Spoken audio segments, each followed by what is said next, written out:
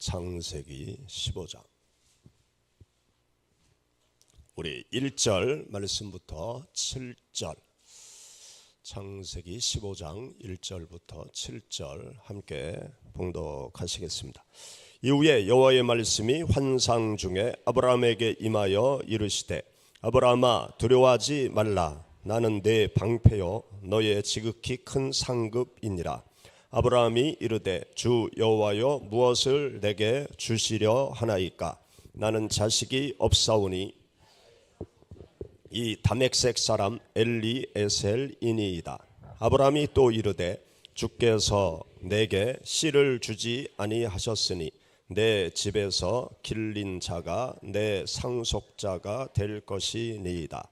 여호와의 말씀이 그에게 임하여 이르시되 그 사람이 내 상속자가 아니라 내 몸에서 날 자가 상속자가 되리라 하시고 그를 이끌고 밖으로 나가 이르시되 하늘을 우러러 무뼈를 셀 수 있나 보라. 또 그에게 이르시되 내 자손이 이와 같으리라. 아브라함이 여호와를 믿으니 여호와께서 이를 그의 의로 여기시고 또 그에게 이르시되 나는 이 땅을 내게 주어 소유를 삼게 하려고 너를 갈대아인의 우르에서 이끌어낸 여호와니라. 아멘. 고난주간 참여한 여러분들에게 주님을 사랑하는 깊은 은혜가 임하시기를 축원합니다. 오늘 첫날 우리 학생들 참여해서 감사합니다. 주영이, 건이, 타코, 민성이 또 학생이 어디 있나요? 예, 아주 훌륭합니다. 이 새벽에 일어나기 힘든데 참여해서 감사합니다. 우리 학생들을 위해서 박수. 예, 여러분들의 평생의 영적인 추억과 깨달음이 있는 한 주간이 되기를 바랍니다. 주위 둘러보시고 새벽에 안 오신 분들 내일 꼭 모시고 오시기 바랍니다. 우리가 이번 주는 침묵이라는 주제로 여러분들과 함께 말씀을 통해서 은혜를 나누고자 합니다. 침묵의 시간은 우리들이 견디기 힘든 시간입니다. 하나님께서 우리에게 침묵하신다고 생각하는 그 시간을 우리가 잘 이해를 해야 우리가 한평생 믿음의 길을 잘 걸어갈 수가 있는 것입니다. 그래서 어제 예수님께서 십자가 위에서 나의 하나님 어찌하여 나를 버리셨나이까. 육신을 가지신 예수님께서 하나님께 절규하는 그 말씀의 의미를 우리가 함께 생각해 보았습니다. 하나님은 아무것도 안 하지 않으신 시간이 아니었고 하나님의 놀라운 일을 그 시간에 하고 계셨던 거죠. 그런데 우리 사람들 편에서는 하나님이 아무 일도 하지 않는다, 그러한 생각을 많이 하게 되죠. 그런데 우리가 하나님께서 아무 일도 하지 않는다고 생각하는 그 침묵의 시간, 하나님은 놀랍고 놀라운 일들을 이루어 가십니다. 우리가 함께 읽은 여기 창세기 15장 말씀은 창세기 12장부터 21장에 있는 내용을 여러분들에게 말씀드리기 위해서 중간에 말씀을 하나 선택했어요. 창세기 12장은 우리가 잘 아는 말씀이죠. 하나님께서 아브라함을 부르시는 내용. 갈대아 우르, 지금의 이라크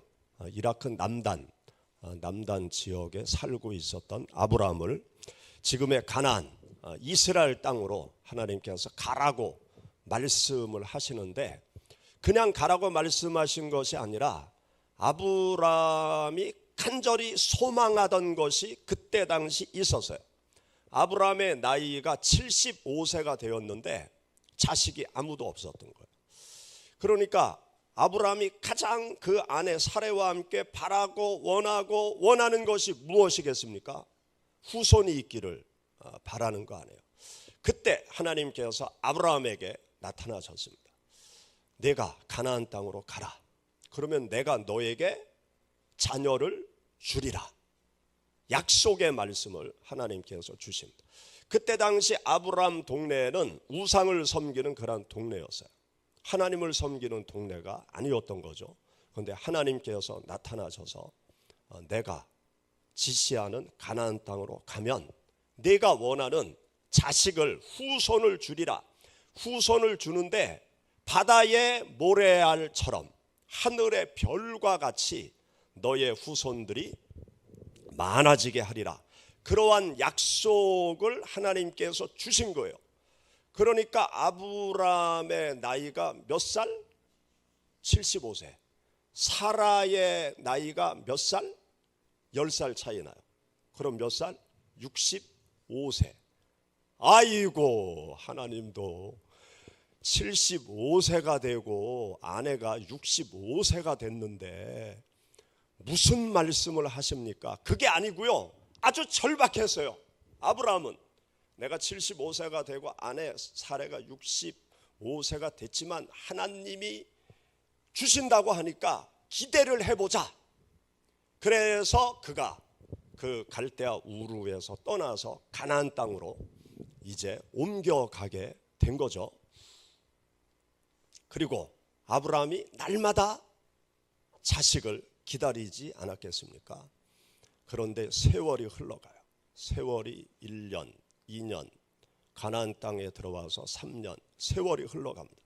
세월이 흘러가니까 아브라함의 마음, 사라의 마음이 어떻게 되겠어요? 조급해지겠죠. 조급해져. 왜 하나님이 자식을 주시지 않나? 내가 나이가 점점 들어가는데, 내 아내도 나이가 점점 들어가는데, 나이가 들어간다는 것은 점점 불가능이 더 높아지는 거예요. 가능성보다 불가능한 상황으로 계속 치닫게 되는 거죠. 그러니까 조급하고 불안해져요. 조급하고 불안하면 우리 사람은 어떻게 합니까? 내 생각대로 이제 움직이는 거예요. 하나님의 생각, 하나님의 말씀을 쫓아가다가 이게 조급하고 불안해지면 그 다음에 내 머리를 돌려요. 내 생각을 막 해요. 어떻게 해야 될까? 그래서 아브라함이 인간적인 방법을, 조급해지니까 인간적인 방법을 쓰게 됩니다. 자기 집에 아주 똑똑한 종이 있었어요. 엘리에셀이라는 아주 똑똑한 종이 있었어요. 똑똑한 종을 자기 양자로, 내가 10년 기다렸는데 75세에서 85세가 되고 아내는 75세가 됐는데 내가 이렇게 10년을 기다려도 자식이 없으니까 안 되겠다. 내가 이대로 죽으면 후손이 끊기니까 우리 집에 있는 엘리에셀을 양자로 삼아야 되겠다. 그래서 양자로 삼으려고 아내하고 서로 대화하고 그렇게 마음을 굳히려고 하는데 하나님이 나타나서 환상 중에 나타나서 그 엘리에셀을 너의 양자로 삼지 말아라. 너의 아내 사레를 통해서 낳는 자식이 너의 후손이 될 거다. 그러니까 아브라함이 다시 정신을 번쩍 차리죠. 하나님이 나에게 자식을 주신다고 해서 내가 10년 전에 고향을 떠나왔는데 그래, 내가 잘못 생각했어. 하나님은 전능하신 하나님이니까 하나님의 약속을 내가 믿어야 되겠다. 그러면서 마음을 고쳐먹어요. 그래서 계획을 바꿔요. 그래, 좀 더 기다려보자. 그러고 또 시간이 흘러가게 되어집니다. 그래서 창세기 16장까지 가게 돼요. 창세기 15장에서 엘리에셀을 자기 양자로 삼으려고 하니까 하나님이 나타나셔서 다시금 약속을 확인시켜 주는 것이 오늘 우리가 함께 읽은 말씀입니다. 그런데 75세에서 85세가 되고 또 1년이 지나서 86세가 되어졌어요. 86세 1년이 지나가면서 또 마음이 조급해지는 거예요. 아브라함과 사라의 마음이 너무너무나 조급해. 몸도 여기도 아프고 저기도 아프고 이래다가 병들어 죽게 생겼어. 그러니까 이 사라하고 아브라함이 또 이 조급함이 생기니까 또 인간적인 방법을 찾게 됩니다. 그래서 어떤 인간적인 방법을 사용하는가 하면 아브라함과 사라가 서로 의논을 해요. 사라의 몸종 하갈이 있는데 그 하갈을 통해서 당신이 후손을 낳는 게 좋겠다. 이 중동 지역은 일부 다처예요. 지금도 일부 다처예요. 지금 전쟁을 치르는 이란, 사우디, 이라크 이 다 나라는 돈 많은 사람은 부인을 10명도 거느려도 되고 100명을 거느려도 아무 문제가 없어요. 거기는 일부 다처예요. 옛날부터 2000년 전부터 지금까지 일부 다처, 5000년 전부터 지금까지 일부 다처. 아마 중동 사람들은 세상 종말까지 일부 다처일 거예요. 일부 다처하고 싶습니까? 중동으로 이민 가세요. 거기는 돈만 있으면. 그런데 원칙이 있어요. 본처, 첫 번째 부인의 허락을 받아야 돼. 그래야 다른 부인들을 더 둘 수가 있어요. 사라가 뭐라고 얘기하는가 하면 몸종 하갈이 있으니까 당신 하갈을 통해서 자식을 낳아. 그 자식을 우리 자식으로 삼자. 그래가지고 태어난 아들이 누구? 이스마엘 아들이 태어나게 되어집니다. 그런데 여기 창세기 16장으로 가면 이제 하갈을 통해서 이스마엘 자식을 낳게 되어집니다. 그리고 세월이 흘러가죠. 13년의 세월이 흘러가게 돼요. 아브라함이 86세로부터 13년의 세월이 흘러요. 그럼 몇 살이에요? 99세가 되었죠. 99세가 되었을 때 하나님께서 다시 나타났습니다. 다시 나타나서 너에게 자녀를 주리라. 하나님께서 또 처음에 말씀하셨던 약속의 말씀을 다시 상기시켜 주는 거예요. 하늘의 별과 같이 바다의 모래와 같이 너의 후손을 많게 하리라. 그러니까 그 이야기를 듣던 사라가 웃어요. 속으로 웃어요. 아이고, 하나님도 무슨 말씀을 그렇게 하십니까? 제 나이가 이제 90세가 됐는데 무슨 자식을 낳습니까? 그러니까 하나님이 그 소리를 듣고요, 너의 자식의 이름을 네가 웃었으니까 웃음이라고 해라. 그게 이삭이에요. 웃음, 네가 웃었다. 그러니까 네 자식의 이름을 이삭이라고 해라. 그렇게 하나님이 말씀하시죠. 그리고 정말 100세가 되었을 때 하나님께서 이삭 아들을 허락해 주시는 내용이 창세기 12장부터 21장 말씀 가운데 기록이 되어져 있습니다. 여러분, 이 창세기 말씀을 읽어보면 하나님의 시간과 인간의 시간이 나와요. 하나님의 시간은 무한한 시간이에요. 인간의 시간은 제한적인 시간이에요. 우리 사람은 100년 살면 죽는다. 시간이 딱 정해져 있어요. 90년 살면 죽는다. 딱 정해져 있어요. 그런데 하나님의 시간은 시작도 없고 끝도 없으신 하나님이에요. 하나님의 시간은 하나님이 시간을 창조해서 시간 밖에 하나님은 계신 분이에요. 그래서 하나님께는 시간이 아무런 문제가 안 돼요. 하루가 천년 같고 천년이 하루 같으신 하나님이 바로 우리가 믿는 하나님의 시간에, 하나님은 우리들의 시간 밖에 있어요. 우리는 시간에 갇혀 있어요. 시간에 갇혀 있으니까 우리는 조급해요. 항상 세월이 흘러가고 시간이 지나가면 조급해요. 내가 죽는데 나의 청년의 때가 이제 끝나가는데, 나의 청소년의 때가 끝나가는데, 나의 고등학교 시절이 끝나가는데, 나의 대학 시절이 끝나가는데 조급한 거죠. 그래서 우리 사람들은 이 제한된 시간 속에 살기 때문에 어떤 결과에 집착해요.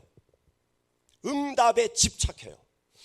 내가 하나님 앞에 어떤 기도 제목을 가지고 기도하면 응답에 집착해. 왜 응답을 안 주시나? 빨리 왜 응답 안 해주시나? 거기에 아주 조급한 거예요. 아브라함의 일생이 그랬어요. 너무 조급해서 아들을 구하는데 아들이 없어. 아들이 태어나지 않아. 하나님이 주신다고 하는데 세월이 흘러가도 아들이 없어. 그러니까 너무나 조급해.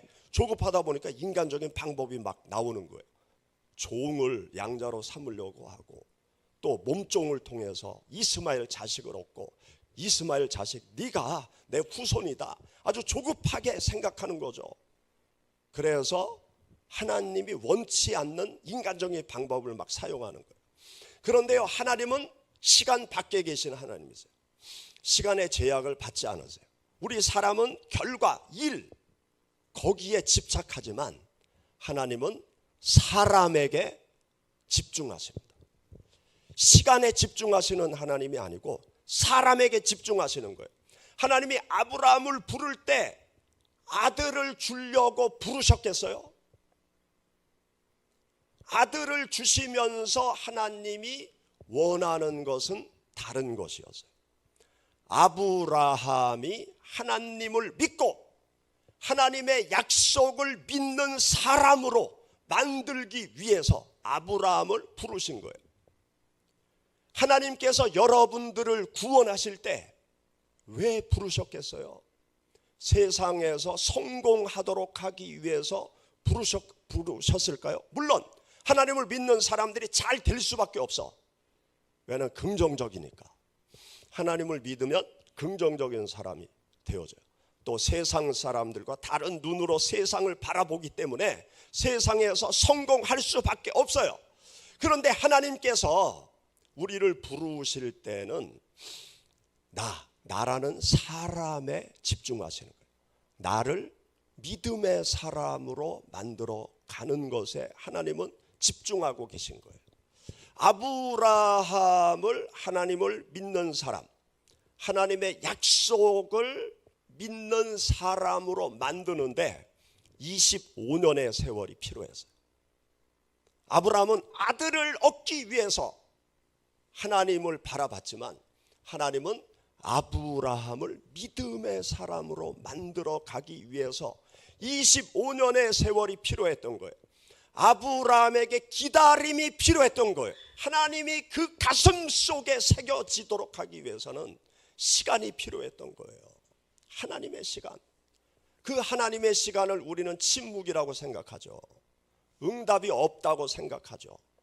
그런데 하나님은 일하지 않으시는 하나님이 아니라 계속 아브라함의 뼛속부터 그 영혼 깊은 곳으로부터 하나님을 믿고 신뢰하는 믿음의 사람, 하나님의 말씀을 믿고 신뢰하고 따르는 하나님의 사람으로 만드는데 25년의 세월이 필요했던 것입니다.